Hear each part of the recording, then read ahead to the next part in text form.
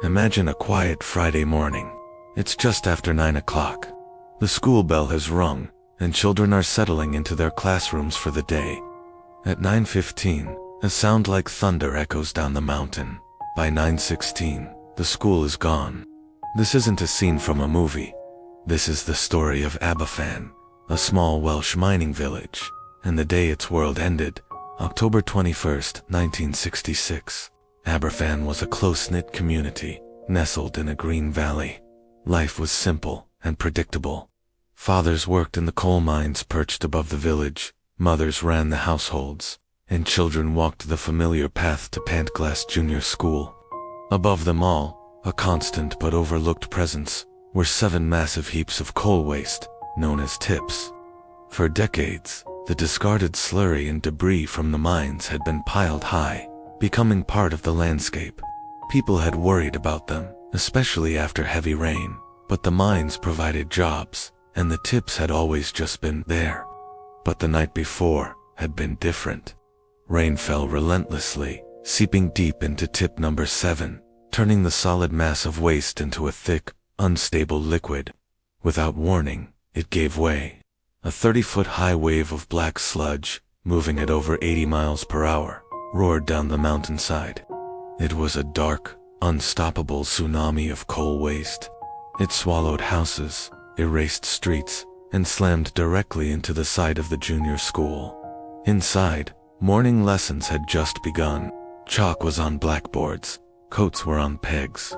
Then, the wall caved in. In just a few terrifying minutes, 144 people lost their lives.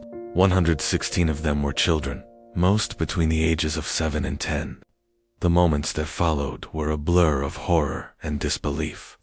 Parents, many still in their work clothes, rushed to the scene, digging with their bare hands, desperate to find their children. Rescuers clawed through the thick, black mud, calling out names that would haunt them forever. A few children were pulled out alive, but for most, it was too late. The silence that fell over the valley was heavier than the tons of debris that now covered the school. The nation watched in shock, images of a village buried in black-filled television screens. But as the grief settled, it hardened into anger. This wasn't an act of God or a freak accident. It was a preventable disaster. Warnings about the instability of the tips, some built over underground springs, had been ignored for years. Reports had been filed and dismissed. The National Coal Board had been negligent.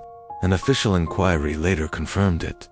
The disaster was a terrifying tale of bungling ineptitude by men charged with tasks for which they were totally unqualified. The fight for justice was long and painful. In a cruel twist, the government initially forced the grieving community to use money from the disaster fund, donations from a horrified public, to help pay for the removal of the remaining dangerous tips. It was a profound insult on top of an unimaginable injury. Aberfan became a scar on the conscience of Britain. It led to sweeping changes in industrial safety regulations and forced a national conversation about the value placed on working-class communities. The town slowly rebuilt, but it was forever changed.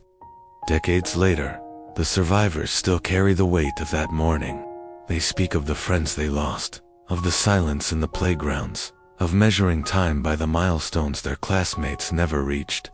The story of Aberfan is a devastating reminder that when profits are prioritized over people, when warnings are ignored, and when bureaucracy allows responsibility to fade away, the price is paid by the most vulnerable. A school morning should never, ever end like that. By remembering Aberfan, we honor the lives lost and recommit to the simple, vital lesson they taught us. Human life must always come first. Thanks for watching. If you found this story important, please share it. And don't forget to subscribe for more content that matters.